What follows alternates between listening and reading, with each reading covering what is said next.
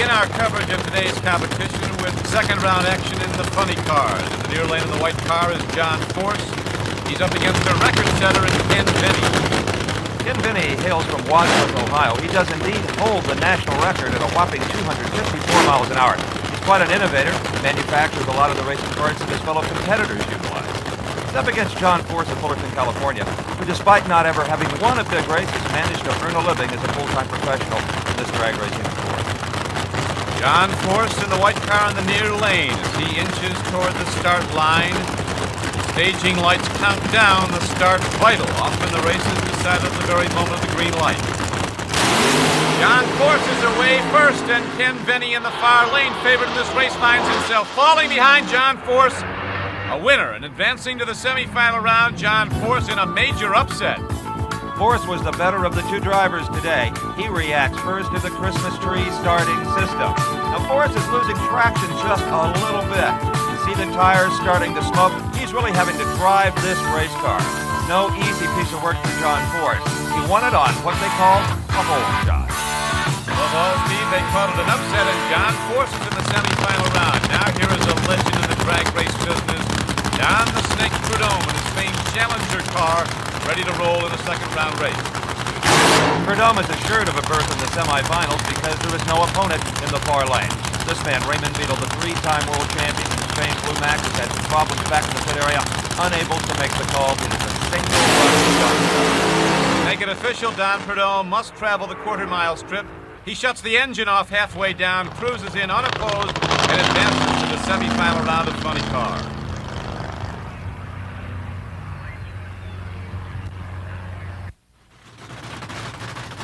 On water skis on a lake is a good place to be on this searing summer day. Don Cricky with Steve Evans as NBC SportsWorld has come to Englishtown, New Jersey for the 1983 Summer Nationals. The low qualifier in funny car competition was this driver, Mark Oswald. Oswald's nitro-burning supercharged engine rattles in front of him. The crew lowers down the plastic fiberglass body. Got to be kind of a claustrophobic feeling for Mark. He's 30 years old from Cincinnati, and the latest in a long list of talented drivers to wheel the machines owned by Louisiana coroner Paul Candies. Mark is up against a former Summer Nationals champion, Al Segrini from the Boston area. The beautiful green car will be in the near lane. Been a long time between victories here, though, for Al Segrini. He won the Summer Nationals funny car competition back in 1974. Mark Oswald, much talked about on the circuit, getting better all the time as they inch toward the staging lights. Awaiting that green light that sends these rocket ships on their way to speeds often over 250 miles an hour and a quarter mile. We saw earlier how important the start can be, but here they appear to get off right together. Mark Oswald is pulling away from Al Segrini, simply has more muscle as Oswald goes into the semifinals, 5.92 seconds, 249 miles per hour. A very impressive run for Mark Oswald as he advances to the semifinals of the Summer Nationals. The next pair already fired and ready. This car driven by Kenny Bernstein. Bernstein, a two-time national event winner from Dallas, Texas, actually has a summer home out in Southern California. Bernstein's opponent here will be Rick Johnson of New York, a custom-bodied car that appears at Raceway Park a lot of warm Saturday nights.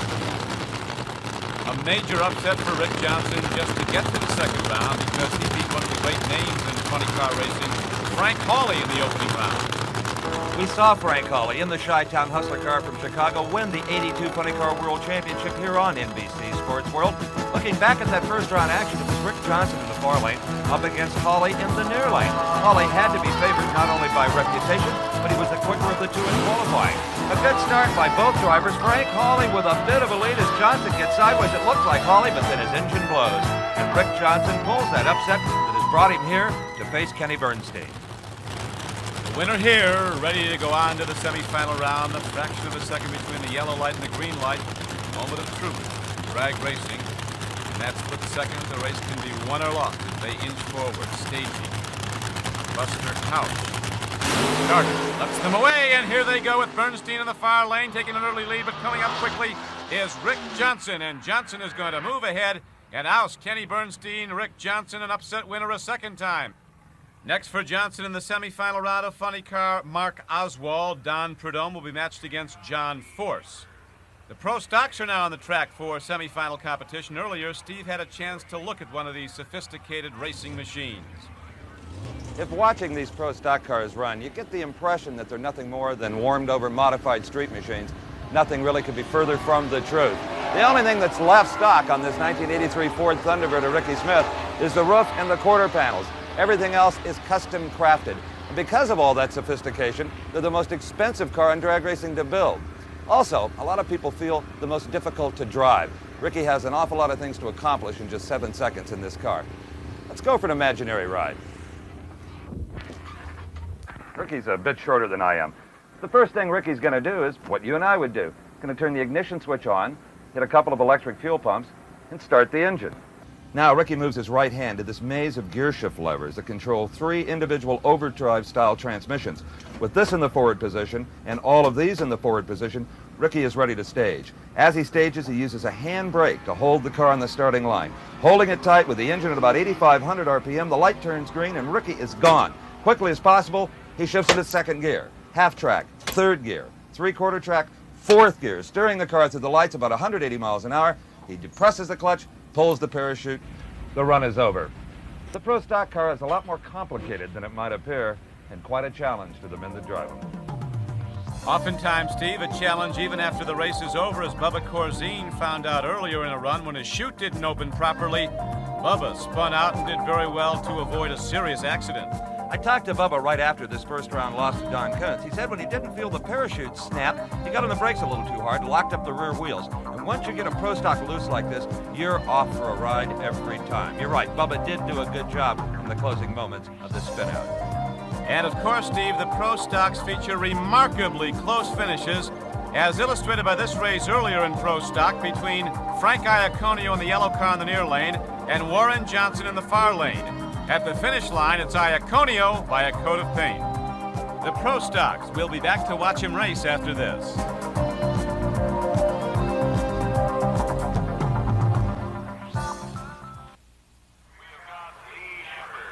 With Steve Evans, this is Don Cricky, back at the 1983 Summer Nationals in Englishtown, New Jersey. Pro stock competition continues. A big assignment now for a young driver, Don Kuntz. An auto dealer from Cayuga, Indiana in the near lane. He'll go against the reigning world champion in pro stock competition, Lee Shepard, in the far lane. Like the funny cars, the pro stocks do a tire heating burnout, but the car remains stationary as the rear tires spin. They have an electrical device called the line lock. They push a button that locks up the front brakes to hold the car during the burnout procedure. Don Kuntz is still looking to win his first national event title, but consistency in the early rounds earned him the number 7 spot in the standings last year. Lee Shepard, the 2-time world champion, won the title last year by a wide margin, but the track here at Englishtown has not treated him well. No, it hasn't. We haven't had a lot of luck here. I hope we can change it this weekend, though, because we really do need this race since the points are so close at this point. A tough assignment now for Lee Shepard if he's to gain points here at the Summer Nationals. Racing in the far lane, Lee Shepard ready to go against Don Kuntz. Drag racing, a one-on-one sport, a winner and a loser in every race. Lee Shepard was much the quicker of the two in qualifying. For Don Kuntz to get a victory here, he needs a lot of luck or a very good start off that line. But the red light flashes at the start. Don Kuntz fouls and Lee Shepard advances to the final round. Kuntz trying to get that perfect start you alluded to, Steve. Jumped the start line. He gambled on the lights and lost. A 788, 175-mile-an-hour winning run for Lee Shepard, and one of these two drivers will face Shepard in the final. In the near lane is Butch Leal. Leal from California, driving an Ohio-based Pontiac Firebird. His opponent will be New Jersey's Frank Iaconio. He won this race 2 years ago and currently leads the world point standings over Lee Shepard. And we recall, Steve, the incredibly close finish in a race between Iaconio and Warren Johnson earlier in this competition. They inch to the start line. There's the green light, and Iaconio gets the good jump. Butch Leal falling behind at the midway point, and Iaconio's going to race into the final round of pro stock competition. Frank Iaconio wins it at 7.80 seconds, 177 miles an hour. And don't you know, these New Jersey fans will be riding with Frank when he races Lee Shepard for the championship to come. And here is the man who was beneficiary of Gary Beck's mechanical problem, Gene Snow, who advanced to this semifinal round matchup against Joe Amato, a driver who's come to the fore on the top fuel circuit, having recently won the Canadian Grand National event at Montreal. Joe Amato in the far lane. Gene Snow in the near lane. The semifinal round of the Summer Nationals as they approach the start line. Yellow, then green, then they're off, and Joe Amato moving to the fore, and Amato drives to victory and advances to the final round. Amato has consistently been 0.2 of a second quicker than Gene Snow. Even though Snow's crew put in all the nitromethane possible, Joe Amato took control immediately, and just a few hundred feet off the starting line, had a full car length on Gene Snow. These top-fueled dragsters literally detonate off the start line, and now Connie Coletta is ready for his semifinal matchup against Jody Smart. Winner of this race to go against Joe Amato in the finals, we see the burnout. Jody Smart, in the far lane, takes a very long ride on his burnout, with good reason. In past competition, Jody's found when he's cut short his burnout ride, the engine stalled, cut out, was unable to start it, so it's cost him competitions in the past, and now he takes the long run before the regular start. Steve? The first thing Joe Amato does is check the cylinder block in his car because it's an engine that really shouldn't even be running. He torched ahead, as they say, and had to patch it up with just some silicone and some funny putty, but it's still there, and you are in the final. Can't believe it. We've been lucky with the cylinder block. We're just trying to put enough power in it and then smoke the tires again, but I had to pedal it one more time and, just drove by him, and he didn't do the right thing and we did the right thing. I guess that's what racing is all about. Even though you pedaled it, it still ran in the 570s. Is that right? Well, it's really amazing. I'm hoping to get lane choice over Jody because I think this is going to be real critical in the final. Well, congratulations. That's 2 national events in a row you've made the final. I know. It's actually 4 races in a row we've been in the final round, Like they say, when it goes your way, it's your turn. Let's go back to the starting line and see who his opponent will be. We'll find out whose turn it'll be in the finals against Joe Amato. In the near lane, Connie Coletta. In the far lane, Jody Smart. Coletta wants Jody Smart to stage. He's tired of that long burnout and the delay. Now they come to the start line. Connie Coletta obviously upset before the start of the semifinal race. Getting ready for amber and then green, and they're away, and a fire breaks out in the car of Connie Coletta. Very unusual to see a fire like this right off the starting line, Don. At the finish line, maybe, but I've never seen anything quite like this. Jody Smart wins the race, but Connie Coletta has suffered some dramatic engine damage. These cars hold like 12 quarts of 60-weight motor oil, and you just saw all 12 of them ablaze. Connie Coletta, Steve, was very upset before this race began, protesting the long burnout run of Jody Smart. And then when the race started, Coletta's dragster broke into a ball of flame. Fortunately, the engine and top fuel competition are positioned behind the drivers. There was no injury, but we have an irate Connie Coletta with serious damage to his dragster. In the replay, we see Coletta motioning to the starter, let me go down this racetrack. He wanted a single even before Jody Smart was up to pre-stage or stage. The starter said no, waited for both cars to get ready, and then kaboom. Connie Coletta's engine just disintegrates. As I said before, this is the most violent fire I've ever seen in the starting line position. A dramatic ending to the competition for the racing team today of Connie Coletta, but fortunately no injury to Connie. It certainly looked like far worse than that at initial impact. The first fire that was visible came from the bottom of the engine, so it probably broke a connecting rod, punched a hole in the oil pan, and then the headers ignite the oil. Steve, did Jody Smart's tactics play any part in this fiery end to Connie Coletta's racing day? In my opinion, absolutely not, Don. Jody Smart always does that long burnout for reasons you explained earlier. Most competitors, when they race Jody Smart, wait till Jody starts backing up from his burnout before they even start their engine. Connie Coletta and his crew got in a hurry here and paid the price. Connie Coletta and his crew done racing for this day. Connie protesting here to competition director Steve Gibbs, but quite evidently to no avail because the race is over. It is final, and the top fuel competition championship round will match Joe Amato and Jody Smart.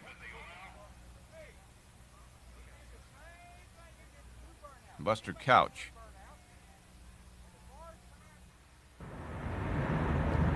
Don Cricky with Steve Evans back at NBC SportsWorld's coverage of the 1983 Summer Nationals. Right now, Steve is with Connie Coletta for more on that flaming start. Well, Connie Coletta somehow is able to muster a smile here in the pit area. When's the last time you saw a cylinder head blown right off the block like that, Connie? I saw somebody else do it a couple of years ago, and I just said, I hope it never happens to me, but I'm looking at it. It did it. Was it that hot? The engine was very hot on the starting line. We had a problem with the thing.